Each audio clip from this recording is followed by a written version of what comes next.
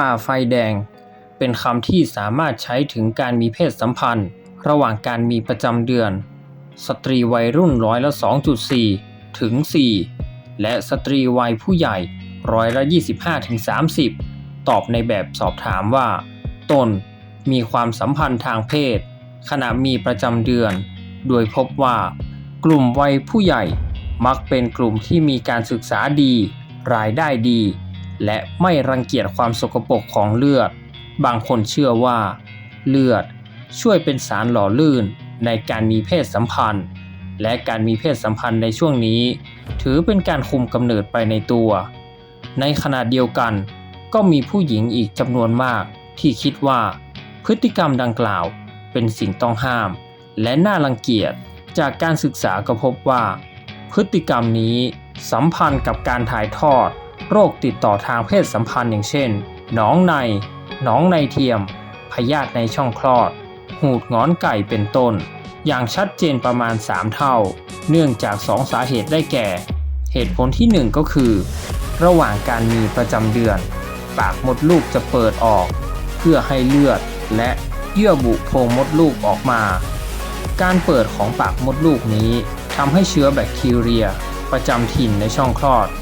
และจากการมีเพศสัมพันธ์สามารถเดินทางขึ้นไปในโพรงมดลูกได้ง่ายขึ้น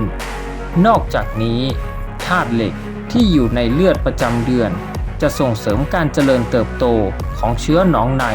ได้ดีเป็นพิเศษอีกด้วยและการที่เยื่อบุโพรงมดลูกลอกหลุดเชื้อก็จะสามารถเข้าสู่กระแสเลือดได้มากขึ้นและเกิดการติดเชื้อลุกลามได้เหตุผลที่2ก็คือภูมิต้านทานในร่างกายต่อเชื้อแบคทีเรียราและไวรัสจะทำงานแย่ลงตั้งแต่ด่านแรกของร่างกายไปจนถึงการตอบสนองขั้นต่อไปโดยทั่วไปร่างกายจะมีกลไกป้องกันตัวเองหลายชั้นแรกก็จะเป็น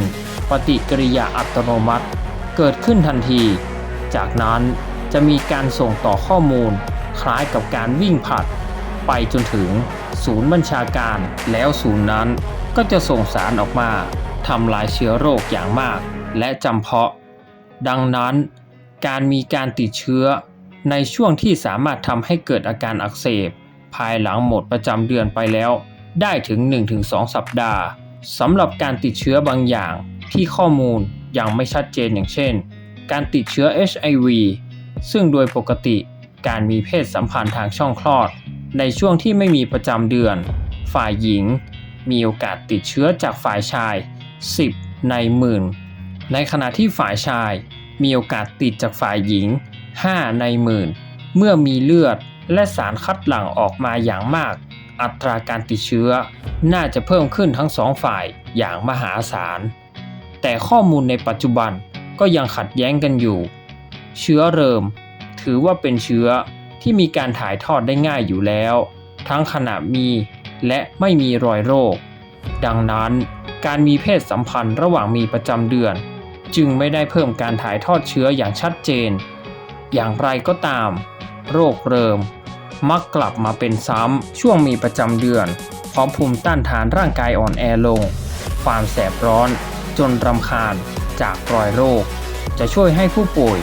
งดความสัมพันธ์ทางเพศชั่วคราวโดยอัตโนมัติจะเห็นได้ว่าการมีพฤติกรรมดังกล่าวเป็นความเสี่ยงต่อสุขอนามัยสตรีไม่มากก็น้อยดังนั้นจึงควรหลีกเลี่ยง